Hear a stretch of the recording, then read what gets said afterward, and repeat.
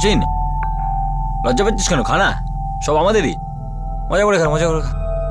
তুই তো আমাদের বন্ধু, খা। আমি বাড়ি যেতে চাই।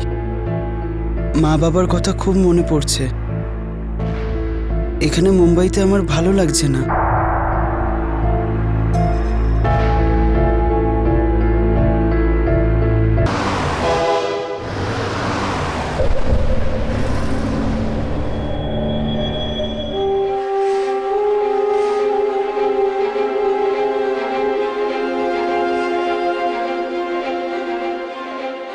ইন্সপেক্টর সাহেব, আমার ছেলের কোনো খোঁজ পেলেন? রমেশবাবু, দিল্লির প্রত্যেকটা পুলিশ স্টেশনে আপনার বাচ্চার ছবি পাঠিয়ে দিয়েছি। দিল্লির সব রেলওয়ে স্টেশন আর বাস ডিপোতে ওর পোস্টার লাগানো হয়েছে। কিছু একটা খবর তো ঠিকই আসবে।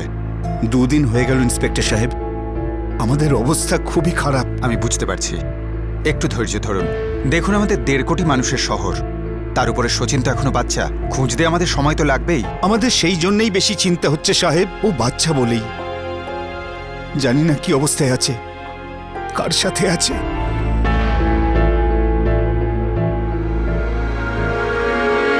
বাড়ির স্মৃতি খুব ডেঞ্জারাস হয় ভাই।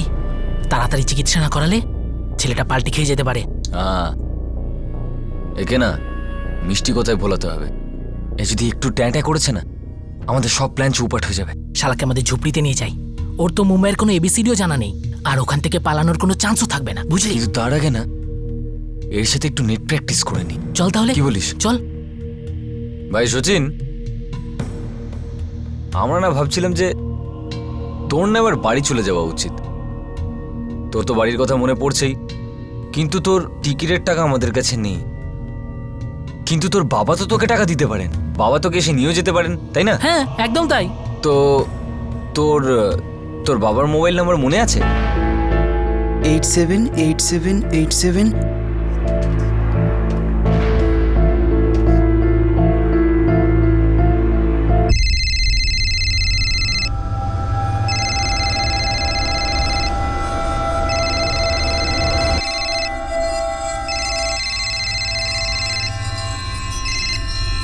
হ্যালো, রমেশ সিং। আপনি কে? আমি কে? গুলিমার। কালকের মধ্যে যদি 10 লাখ টাকা না পাই, আমরা তো সচিনকে ঢুকে দেবো। কি? 6টা গুলি ওর খুলিতে ঢুকিয়ে দেবো। এইরকম বলবেন না। হ্যাঁ, তাহলে যেটা বলছি সেটা কর। কালকের মধ্যে 10 লাখ টাকার ব্যবস্থা কর। তারপর সন্ধ্যাবেলা ফোন করে বলবো যে টাকা কবে আর কোথায় দিতে হবে। আমার ছেলে কোথায় আছে? তোর থেকে 1400 কিলোমিটার দূরে, মুম্বাইতে। হে ভগবান, আমার ছেলের সাথে এক্ষুনি কথা বলার নেই, এক্ষুনি। আগে টাকা দেখা। আর যদি একটু সেনাবাজি করেছিস না, তাহলে তো সচিনের কানে গোড়ায় ধাঁয় ধাঁয় ধাঁয়, বুঝলি? হ্যালো হ্যালো,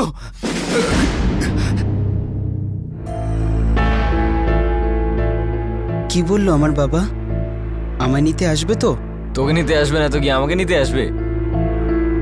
বাবা খুব রেগে আছে না আমার উপর? হ্যাঁ, রাগ তো করেছিলেন, খুব রেগেছিলেন। তোর সাথে কথাও বলতে চাইছিলেন না। সে তো আমি বললাম যে তুই ওনাকে খুব ভালোবাসিস ইত্যাদি ইত্যাদি। উনি যখন কালকে আসবেন না, তখন ওনার পায়ে ধরে ক্ষমা চেয়ে নিস। দেখবি উনি তোকে একেবারে গলায় জড়িয়ে ধরবেন। এই বাপ্পাটা সেটিং করে দিলাম আমি। আরে তোকে এত হ্যান্ডসাম দেখতে, তাহলে মুখটা এরকম গোমরা করে রেখেছিস কেন? হ্যাঁ, চল আমাদের সাথে আমাদের বাড়িতে চল। চলে আয়। চল চল চল, চলে।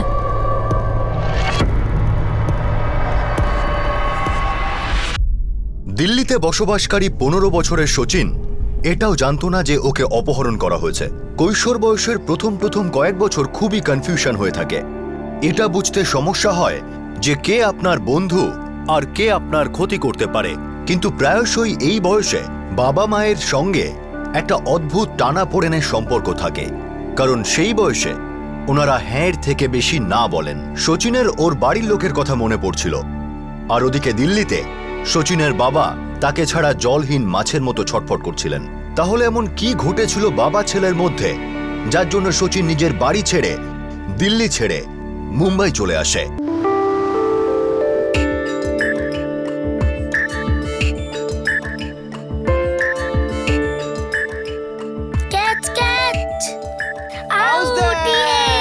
সচিন,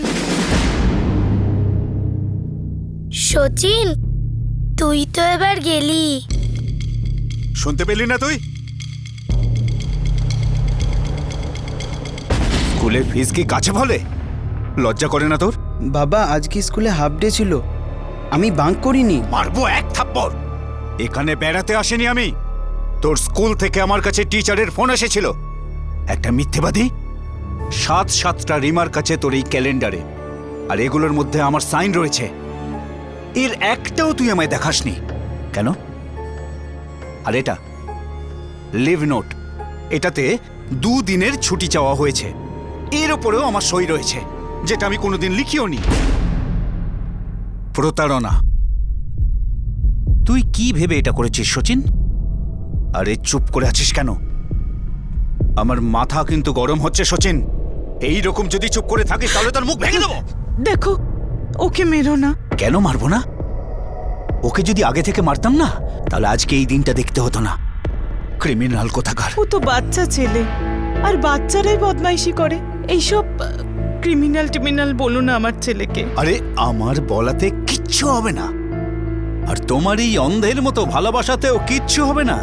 আরে ওর মুখ দেখেই বোঝা যাচ্ছে, আর ওর প্রতারণা সাক্ষী হলো এই ক্যালেন্ডার। বাবা প্লিজ বাবা, তুমি শান্ত হও। সচিনের সাথে আমি কথা বলছি, তুমি বসো।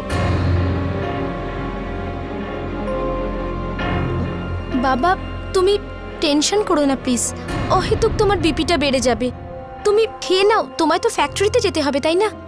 নিশা দিদি আর আমি ওকে বুঝিয়ে বলবো, এরকম ও আর কখনো করবে না। বাবা তো আমাকে দেখতেই পায় না, শুধু আমার পড়াশোনাটাই দেখতে পায়। স্কুলের পড়া, এটার ক্লাস ওটার ক্লাস, আর তার পরেও দিনরাত একই কথা, সচিন পড়তে বসো।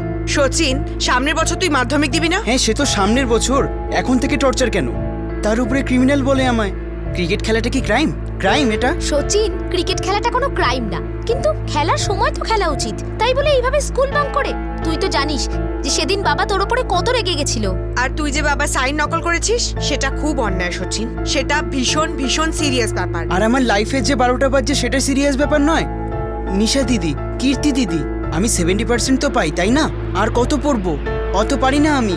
আরে বোর হয়ে যাই, দম বন্ধ হয়ে আসে আমার, বাড়িতে স্কুলেতে। ওই এত ড্রামা করার কোনো দরকার নেই। হ্যাঁ, আমরাও স্কুল পাশ করেছি, আর এরকম কয়েকশো বাচ্চা আছে যাদের ভাগ্যে স্কুলে যাওয়াটাও জোটে না। হ্যাঁ, শুধু এই কথাটা বলেই আমায় চুপ করিয়ে দাও। নিজের দোষ তো কেউই দেখতে পায় না। এখন স্কুলের টিচারদেরই দেখো, হাঁচি কি কেউ আটকাতে পারে? পারে না তো। হাঁচি দিলেও ক্যালেন্ডারে রিমার্ক করে দেয়।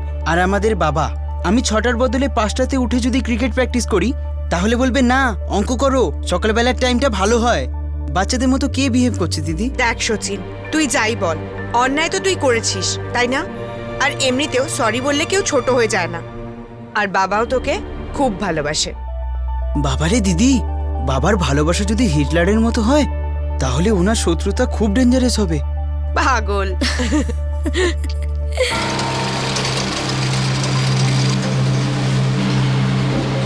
আজকে টোটাল 6টা কনসাইনমেন্ট যাচ্ছে। অর্ডারটা আজকে ছিল মিশ্রবাবু। হ্যাঁ, কিন্তু এই দুটো আজকে যাচ্ছে না। না না না না মিশ্রবাবু, এরকম করবেন না। দেখুন, দুবার ট্রান্সপোর্টের খরচ কে দেবে? আপনি 8টা কনসাইনমেন্ট আজই পাঠিয়ে দিন। হ্যাঁ, আজ হোক বা কাল, তাতে কিছু যায় আসে না। ঠিক আছে, আপনি যেটা ভালো বুঝবেন। ঠিক আছে। রমেশ বাবু, একটা কথা জিজ্ঞাসা করব? বলুন। কোনো রকম দুশ্চিন্তা নেই তো? আজকালকার বাড়ন্ত বাচ্চাদের ঠিক ভুলের শিক্ষা দেওয়া কতটা কঠিন, ওদের সামনে নিজের কথা কি করে বলবো সেটাই বুঝতে পারছি না। ব্যাস, যুগ পাল্টে গেছে, এটা আমি মানছি, কিন্তু আমি আপনাকে একটা কথা জিজ্ঞাসা করছি। যে বিষয়টা ঠিক, যে বিষয়টা ঠিক ছিল সেটা তো ঠিকই রয়ে যাবে তাই না? আর যেটা ভুল সেটা তো ভুলই থাকবে। এরকমটা আপনি আর আমি ভাবি, কিন্তু আজকালকার বাচ্চাদের জীবন রকেটের মতন ছুটে বেড়ায়। এখন আমার নাতিকেই দেখুন না, শুধুমাত্র 9 বছরের, কিন্তু একেবারে জেদ করে বসে আছে পিএসপি চাই বলে। সেটা আবার কি? বলতে গেলে ওটা একটা জাপানি খেলা, কিন্তু আমার মতে ওটা একটা ডাকাত, যারা আমাদের লুট করে কাঙাল বানিয়ে দিয়ে যাবে। কোনো জুয়া টুয়ার ব্যাপার নাকি? আরে না না রমেশ বাবু, সেরকম কোনো ব্যাপারই না। আসলে টুংটুং করে বাটন টিপে বাচ্চারা ঘন্টার পর ঘন্টা মূর্তির মতন একই জায়গায় বসে থাকে, চিন্তা করার মতন কিছু না। আমি ডাকাত ওটার দামটা দেখে বলেছিলাম। আমার ছেলের আর আমার দুজনের মাইনে যদি জুড়ে দেওয়া হয়, তবুও 1000-2000 টাকা কম পড়বে এই হতচ্ছাড়া খেলাটার জন্য। আর এসব নাতি মহারাজকে কে বোঝাবে? ও তো সারাদিন জব করতে থাকে, পিএসপি চাই পিএসপি চাই। প্রত্যেক ঘরেই মনে হয় একই গল্প মিশ্রবাবু। আরে ছেড়ে দাও না, তুমি এত টেনশন কেন করছো? সুনিতা, আমরা যদি টেনশন না নিই ওরা সারা পৃথিবীকে টেনশন দেবে। অনেক হয়েছে, থামো তো এবার। তুমি তো একেবারে আমার ছেলের পিছনেই পড়ে গেলে। আরে আমি যতটা ওর জন্য চিন্তা করি ততটাই চিন্তা আমি অন্যদের জন্যও করি, যাদেরও ক্ষতি করতে পারে। তোমার এই সব অলক্ষণে কথা আমি শুনতে চাই না। আরে শুনতে না চাইলেও এটা আমায় বলতে হবে। নিজের ছেলেকে পরিষ্কারভাবে বারবার করে এটা বলতে হবে যে কোনটা ভালো কোনটা খারাপ, এটা ভালো এটা খারাপ। না হলে শুনে রাখো, একদিনও আমাদের দুজনকে সামনে বসিয়ে আমাদের বলবে যে আমি তো বাচ্চা ছিলাম, আমাকে কেন বলনি যে আমি ভুল পথে যাচ্ছিলাম। আরে ও তো বাচ্চা, আর তুমি শুধু আমাদের সচিনকেই ভুল পথে যেতে দেখতে পাও। আমার একটা কথা মনে রেখো, দুর্ঘটনা শুধু অন্যদের ক্ষেত্রেই ঘটে না, আমাদের সবসময় সচেতন থাকতে হবে।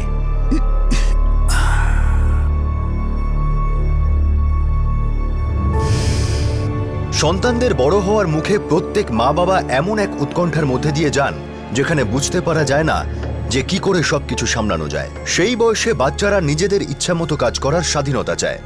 তাদের শরীরে ও মনে হরমোনে ঝড় উঠতে থাকে, যাকে বাবা মা আয়ত্তে রাখার চেষ্টা করেন।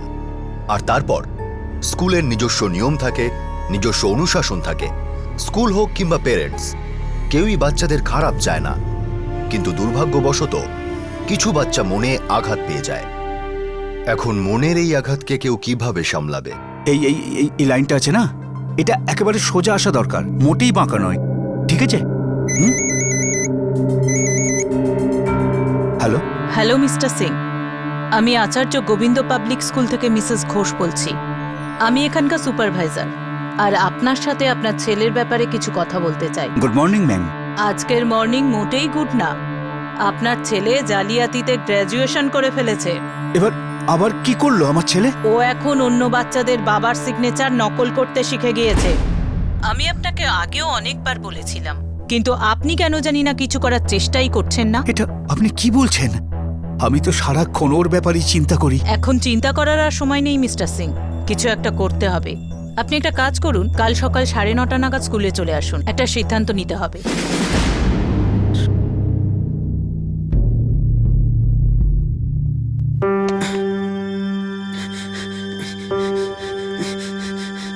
সচ্চু, সচ্চু, সচ্চু, সচ্চু তাড়াতাড়ি চল, বাবা কিন্তু খুব রেগে আছে। এখন না দিদি, পরে, এখন আমার ব্যাটিং চলছে। সচ্চু এই মুহূর্তে চল। বাবাও না কখনো কখনো হিটলারগিরি করে। তুমি যাও, আমি আসছি। সচ্চু চট করে কিন্তু। হ্যাঁ হ্যাঁ।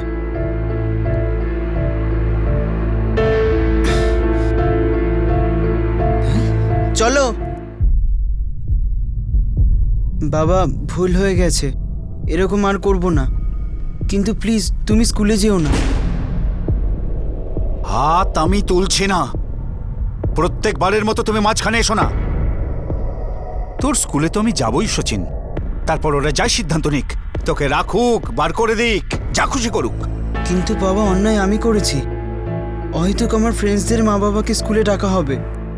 প্লিজ বাবা, তুমি এরকম করো না। আমি সুপারভাইজারের পায়ে ধরবো, ওনার কাছে ক্ষমা চাইবো। এখন ক্ষমা চাইবি তুই?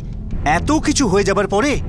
আরে আমার যখন তোর মতো বয়স ছিল না, তখন আমি পড়াশোনা করার জন্য পাগল হয়ে যেতাম, কিন্তু আমার বাবার বেশি পড়ানোর ক্ষমতাই ছিল না যে আমি আরো পড়াশোনা করব। কিন্তু তোরা, আরে তোদের তিনজনের পড়াশোনার জন্য আমি রক্ত জল করে পয়সা উপার্জন করছি। তোর মা জানে আমি সেসব কিছু দিতে চাই যা আমি আমার জীবনে পাইনি, কিন্তু তুই কোনো জিনিসের মূল্যই বুঝিস না। এসব তো আছেই, আবার ভুল পথে চলেছিস। আরে গোল্লায় যাক তোর পড়াশোনা, নিজের ব্যবস্থা তো করেই নিয়েছিস, আর আমাদের এখানকার জেলে তো দুবেলার খাবার জুটেই যাবে, তাই না? এটা কি বলছো তুমি? কেউ একটা কোনো কথা বলবে না। আজ থেকে আমি ওর সব দায়িত্ব কাঁধ থেকে ঝেড়ে ফেললাম। কাল যদি স্কুল থেকে ওকে বার করে দেয়, বার করে দিক, আমি কিচ্ছু বলবো না।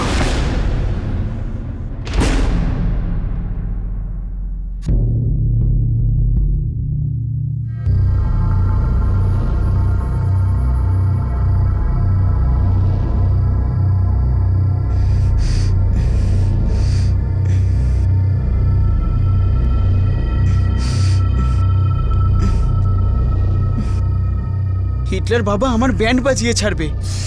সচ্চু কি বকবক করছিস? ঘুমিয়ে পড়। তুমি ঘুমিয়ে পড়ো চুপচাপ, আমার টেনশন নিতে হবে না, আমি ঘুমিয়ে পড়বো।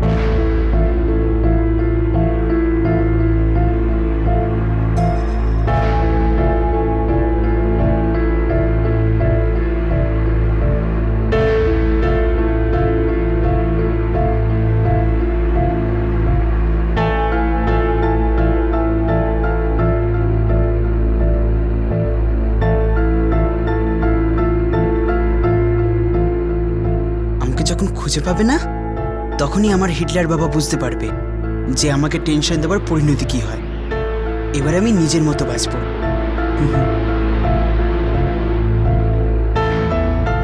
শচীন বাড়ি থেকে পালিয়ে গিয়ে নিজের বাবাকে শিক্ষা দিতে চেয়েছিল। সে চেয়েছিল যে তার বাবা তাকে মিস করুক, শচীনের অনুপস্থিতির কারণে তার কষ্ট হোক, আর শচীন তার ছেলেমানুষী উদ্দেশ্যে সফল হল। ভেঙে পড়লেন রমেশবাবু। ইন্সপেক্টর সাহেব, আজকে আমার ছেলে শচীনের স্কুলে যাওয়ার কথা ছিল। আমি গিয়েও ছিলাম, কিন্তু ওকে সেখানে পাইনি। সকালবেলা ও তাড়াতাড়ি বেরিয়ে গিয়েছিল। ও যেখানে যেখানে থাকতে পারে আমি সব জায়গায় দেখেছি, কিন্তু কিন্তু ওকে খুঁজেই পেলাম না ইন্সপেক্টর সাহেব। ওর ফটোকে সার্কুলেট করে দেব, অপেক্ষা করে দেখি হয়তো ফেরতও আসতে পারে। ইন্সপেক্টর সাহেব, ও একটু দুষ্টু, অন্য বাচ্চাদের থেকে একটু আলাদা, কিন্তু কিন্তু ও খারাপ ছেলে নয় স্যার। আমি বুঝতে পারছি রমেশবাবু, বাচ্চারা খারাপ হয় না, পরিস্থিতি খারাপ হয়। আপনিও কি একটু সময় দিন, রাগ ঠান্ডা হলে হয়তো ফেরত আসবে। দেখুন, আমরা প্রতিদিন এরকম কেস দেখতে পাই।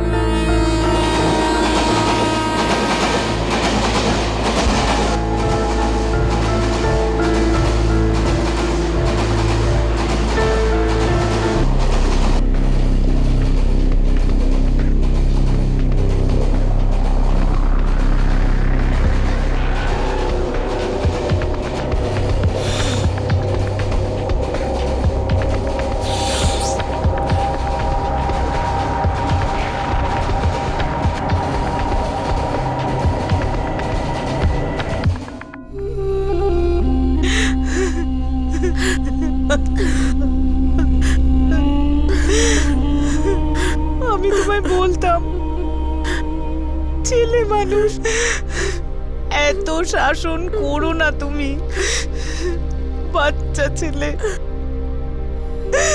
কিন্তু তুমি আমার কোনো কথা শোনোনি। আমার শচীনের যদি কিছু হয়ে যায় তাহলে তুমি দেখে নিও।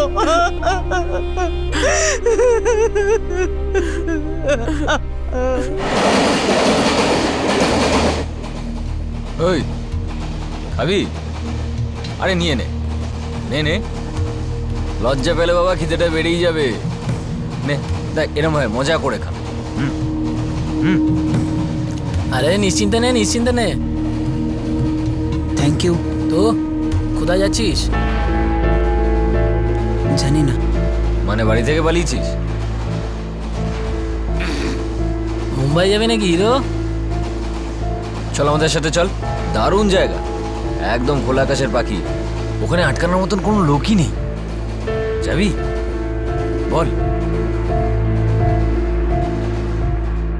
শচীন বাড়ি থেকে পালিয়ে গিয়েছিল। চিন্তা ভাবনা না করেই সে এক চলন্ত ট্রেনে উঠে পড়ে, আর ভাগ্যও তাকে এই দুটো ছেলের সঙ্গে দেখা করিয়ে দেয়, যাদের কাছে শচীন সোনার ডিম পাড়া মুরগির মতো ছিল। 02228768765, এটা তো মুম্বাইয়ের নাম্বার। কল ট্রেস করো। Okay sir. আচ্ছা, কলার আপনাকে আর কিছু বলেছে? এইটাই বলেছে যে সচিন ওদের কাছে আছে আর সন্ধ্যাবেলায় আবার ফোন করবে, এটা বলার জন্য যে ওরা টাকাটা কোথায় আর কিভাবে নেবে। 10 লাখ। 10 লাখ? হ্যাঁ ইন্সপেক্টর সাহেব, আমি মানছি যে আমার কাজকর্ম ভালো চলছে, টাকা আছে আমার কাছে, কিন্তু 10 লাখ টাকা নেই স্যার। টাকা দেওয়ার মতো পরিস্থিতি আসবে না রমেশবাবু। সবার আগে আপনি শান্ত হন, আমাদের উপর ভরসা রাখুন, ছেলেকে ঠিক ফেরত পাবেন। স্যার, কলটা মুম্বাইয়ের দহিসার থেকে এসেছিল, কোনো একটা ধাবার পাবলিক বুথ থেকে করা হয়েছিল। ওরা যখন সন্ধ্যাবেলায় ফোন করবে ধাবাটা কোথায় জানতে পারবো, আর কিডন্যাপারের কাছে পৌঁছে যাবে।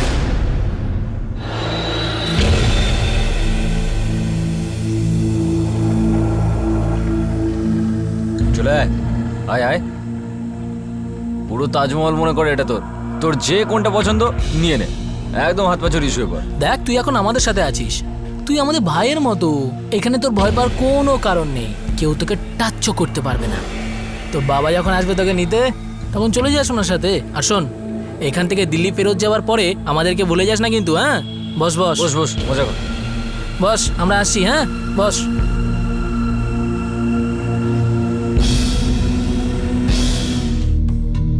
শোন, আমি পরে ফোনটা করে আসি, তুই ছাগলটার কাছে বস, ঘাস খাওয়া ওকে। আর শোন, বেশি ম্যামা করলে না হালাল করে দিবি। আরে লুকিয়ে রাখ না। আর শোন, হ্যাঁ। তুই দূরে কোথাও গিয়ে কথা বল, বুঝলি? আরে জানি আমি। যা যা যা যা যা। ও তো বলেছিল যে সন্ধ্যাবেলাতে ফোন করবে, কিন্তু 8টা বেজে গেল। একটু ধৈর্য ধরুন, আপনার ফোন ট্যাপ করা হচ্ছে, নাম্বারটা ট্রেস করেই ছাড়বো। হ্যালো। 10 লাখ রেডি আছে? হ্যাঁ রেডি আছে। বাহ, খুব ভালো। ঠিক আছে, তুই কাল টাকা নিয়ে মুম্বাই চলে আয়। আর শোন, উড়ে আসিস, গরুর গাড়িতে আসিস না। তারপর 3:30টার সময় আমি তোকে ফোন করে বলবো যে টাকা কোথায় আনতে হবে। ঠিক আছে। আর শোন, তুই যদি একটু লেট হোস না, তাহলে আমি এটাই ভাববো যে তুই সচিনের জন্য একটু চিন্তা করিস না। তুই যদি চিন্তা না করিস, তাহলে আমি কি করে চিন্তা করব? আমি তো সোজা ধায় ধায় ধায় খতম। না না, আমি টাইম মতো টাকা নিয়ে চলে যাব। হ্যালো। কি হলো? আমার ছেলে কেমন আছে? আরে ও ঠিক আছে, কালকে মুম্বাইতে যেতে হবে টাকা নিয়ে, তাও 3:30টার আগে। হ্যাঁ, তুমি তাড়াতাড়ি করো, যেভাবেই হোক আমার সচিনকে ফিরিয়ে নিয়ে এসো। ধৈর্য ধরো। রমেশবাবু, এবারও অন্য নাম্বার থেকে করেছে, খেলা খেলছে ওরা। তাহলে আমরা কি খেলা খেলবো অফিসার? আমার কাছে 10 লাখ টাকা তো নেই। আমরা খেলাটাকে মুম্বাই শিফট করবো রমেশবাবু, আমরা সবাই মুম্বাই যাব। কিন্তু ইন্সপেক্টর সাহেব, আমি টাকা নিয়ে যদি মুম্বাইতে না যাই তো ওরা আমার ছেলেকে মেরে ফেলবে। আমরা সেফ খেলবো, আপনার ছেলেকে কিচ্ছু হতে দেব না। এটা আমাদের প্রতিদিনের কাজ, আপনি আমাদের উপর বিশ্বাস রাখুন।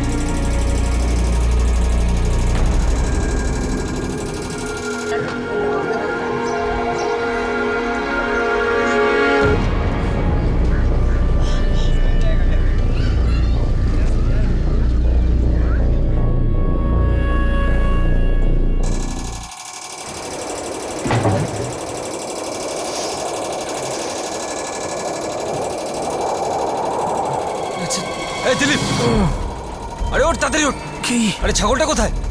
আর আমি তো ঘুমিয়েছিলাম রে। চল চল চল চল চল, দৌড়ে চল, দৌড়ে যাবে চল। কোথায়? আর চল চল।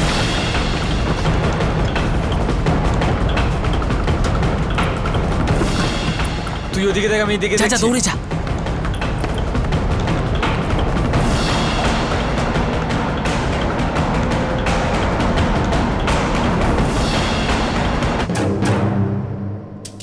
আরে কোথায় ছিলিস তুই? হ্যাঁ, কি করছিলিস?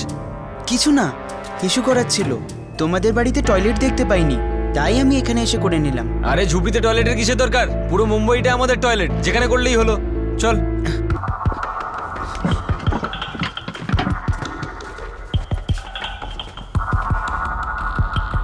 ঢোক। শোন রে হিরো, আজকের পর আমাদেরকে জিজ্ঞেস না করে এই ঘর থেকে এক পাও বাইরে রাখবি না, বুঝলি? কেন? কেন করিস না, যেটা বললাম সেটাই করবি, বুঝলি? আমি থাকবো না এখানে। তুমি বলেছিলে তোমরা আমার বন্ধু হও, দাদা হও। তোমরা অদ্ভুত।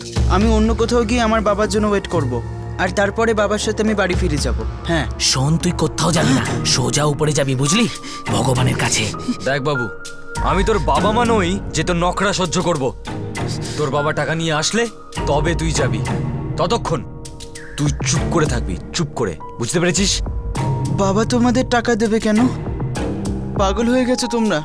আর এই ছুরিটা সরাও। এই, তোর কান নয়তো নাক কেটে দেবো, নাকি তোর মুখটা ডিজাইন পাল্টে দেবো? দেখাবো পাগলামো, দেখাবো দেখাবো তোকে। দিলীপ শোন ভাই হিরো, সোজা সবটা হিসাব। আমরা তোকে কিডন্যাপ করেছি, কিডন্যাপ। তোর বাবা যদি টাকা নিয়ে আসে তবে তুই যাবি, আর যদিও টাকা নিয়ে না আসে তাহলে তুই কাটা পড়বি। তোর বাবা যদি টাকা নিয়ে আসে তবে তুই যাবি, আর যদিও টাকা নিয়ে না আসে তাহলে তুই কাটা পড়বি।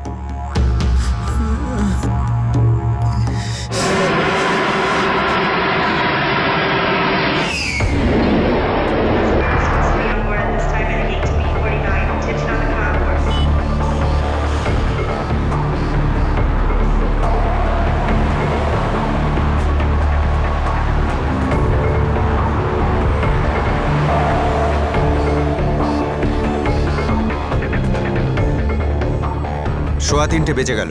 ও 3:30টার সময় ফোন করবে বলেছিল। হ্যাঁ স্যার, 3:30ই বলেছিল। ঠিক আছে, ওয়েট করছি।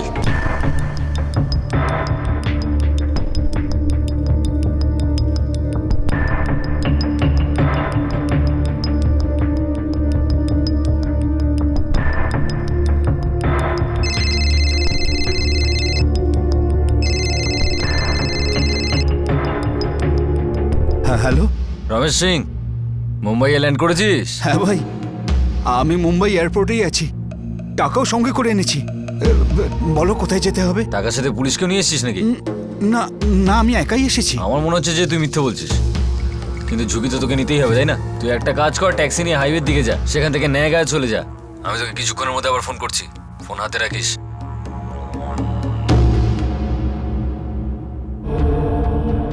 ন্যায়গাঁওয়ের দিকে। স্যার, এবার ফোনটা কোনো মোবাইল থেকে করেছে। বেশ, ওদিকেই চলো। আচ্ছা শর্মা স্যার। মুম্বাইয়ের ক্রাইম ব্রাঞ্চের ইউপিএস এর পিআই ওয়াগের সঙ্গে কথা বলে রিকোয়েস্ট করো কিডন্যাপারের কলকে ট্রেস করার জন্য। রাইট স্যার, চলো।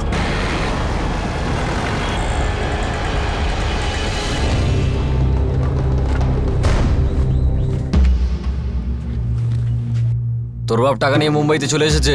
চলো ওঠ, চলে আয়। তুই ভগবানকে মানিস তো? এখন মনে মনে ভগবানের কাছ থেকে ভিক্ষে চা যে তোর ওই বাপ আছে না, সে যেন টাকার সাথে পুলিশকে না নিয়ে আসে। আর যদিও নিয়ে আসে তাহলে তোর বাপ তোর মরা মুখও কোনোদিন দেখতে পাবে না। নে চলে আয়, চলে আয়। আর শোন, এখন আমরা সিটি থেকে বাইরে যাব, পাবলিকের মধ্যে দিয়ে যাব। যদি পাবলিক দেখে তোর যদি চিৎকার করার ইচ্ছা হয় তাহলে তুই তোর আইডিয়াটা এখানে ড্রপ করে দে, নাহলে তোর গলাটা না তোর হাতে দিয়ে দেবো, বুঝলি? চলে আয়।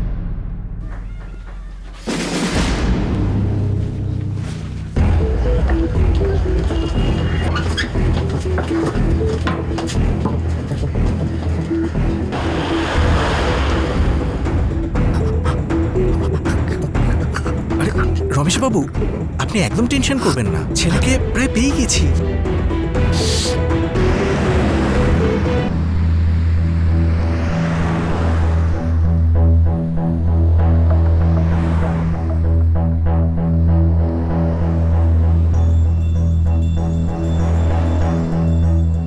এই অটো, অটো, অটো! আরে তোর, আরে দাঁড়া, অটো দাঁড়া, আরে দাঁড়া! সালাটা বহুত বেড়েছে, এখান থেকেও দাঁড়াচ্ছে না, ওখান থেকেও দাঁড়াচ্ছে আরে না। তবে ছাড় না সালাদের, একটা কাজ করি, পাশেই তো স্টেশন, চল হেঁটে চলে যাই। হ্যাঁ, এইদিকে। আরে আরে তোকে তো আবার বাড়ালো।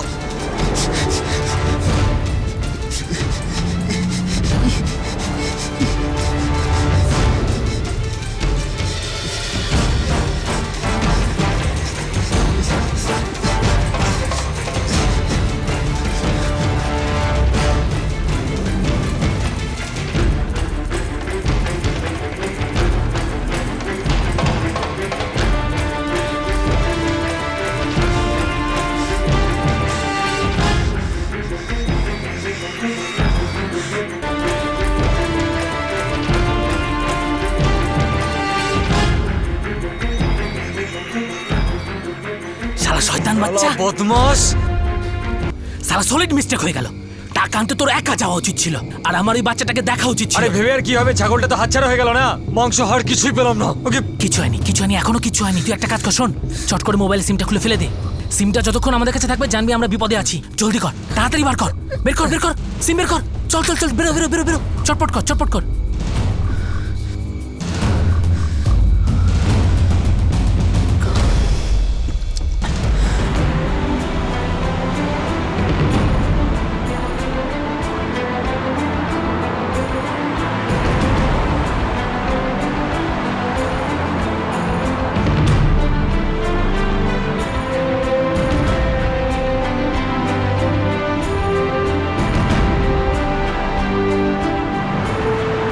রমেশবাবু, আমরা ঠিক জায়গায় পৌঁছে যাচ্ছি।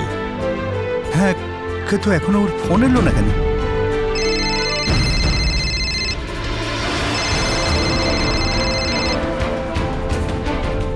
হ্যাঁ, হ্যালো হ্যালো বাবা, আমি সচিন বলছি। সচিন? সচিন, কোথায় আছিস তুই? বাবা প্লিজ আমায় এখান থেকে নিয়ে যাও বাবা। হ্যাঁ বাবা, আমরা আসছি, কিন্তু তুমি কোথায় আছো? বাবা আমি এই ছেলেগুলোর চোখে ধুলো দিয়ে পালিয়ে এসেছি। হ্যাঁ বাবা। হ্যালো, হ্যাঁ সচিন, আমি পুলিশ ইন্সপেক্টর বলছি।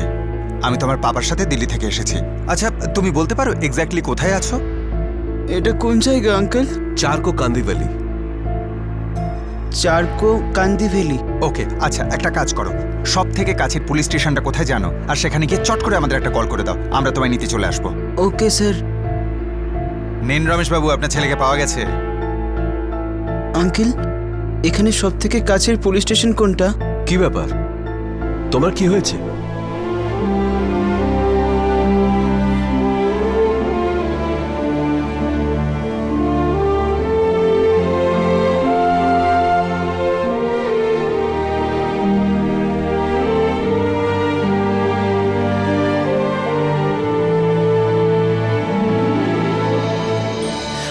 বাবা, বাবা আই এম সরি বাবা, আমায় ক্ষমা করে দাও বাবা, আই এম সরি।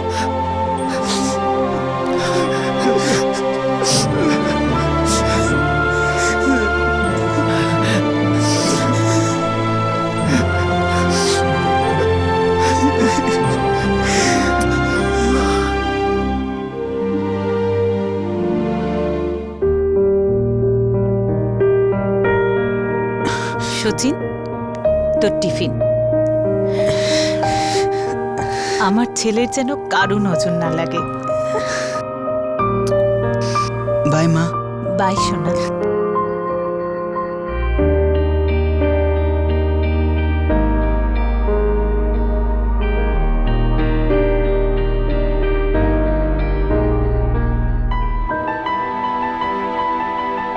বাবা, আই প্রমিস, আজকের পরে আমি এমন কিচ্ছু করব না যাতে তোমার, মায়ের, নিশা দিদি আর কীর্তি দিদির কোনো রকম কষ্ট হোক।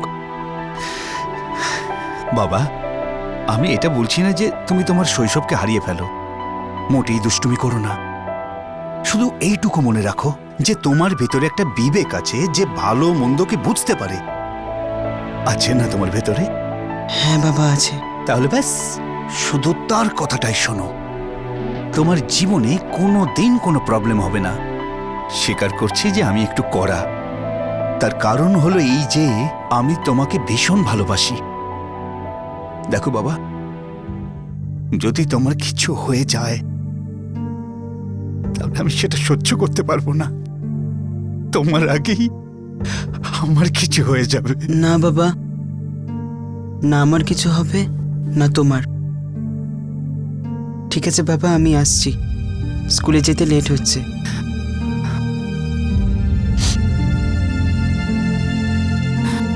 বাবা, তুমি হিটলার নয়। আই লাভ ইউ বাবা, বাই।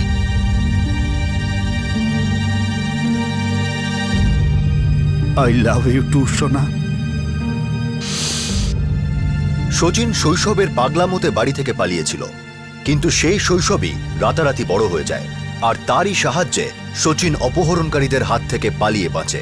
এই দুই অপহরণকারী দিলীপ আর হরিকে এখনো পর্যন্ত দিল্লি পুলিশ ধরতে পারেনি। মুম্বাই পুলিশের তরফে এদের ধরার জন্য একটা দারুণ সার্চ অপারেশন লঞ্চ করা হয়েছে। এই দুর্ঘটনার পর সচিন বেশ ম্যাচিওর হয়ে গেছে। সে সম্পূর্ণভাবে তার ভুল বুঝতে পেরেছে। সেই সঙ্গে ওর বাবাও এটা বুঝতে পারেন যে তাকে তার ছেলের দিকে শাসনের ছড়ির বদলে বন্ধুত্বের হাত বাড়ানো উচিত ছিল। ভুল কেউই করে না, না বাবা মা, না স্কুল, না বাচ্চা। শুধু একটা বয়স থাকে যখন কম বয়সে বিদ্রোহ আর উত্তেজনার ফিলিংস খুব পাকাপোক্তভাবে গড়ে ওঠে। এই সময় বাবা মা আর সন্তানদের মধ্যে খুবই সমস্যা সৃষ্টি হয়, আর সেই সমস্যা সৃষ্টি করে ভয়ের। আর এই ভয়ের থেকে বার হয় রাগ আর অ্যাগ্রেশন। এটা এমন একটা পর্যায়ে থাকে যখন ফিলিংসটা দেখানো খুবই দরকার হয়ে পড়ে। দুই তরফকেই এক্ষেত্রে কিছু কম্প্রোমাইজ করতে হয়, কিছু পাওয়ার জন্য কিছু ত্যাগ করতে হয়।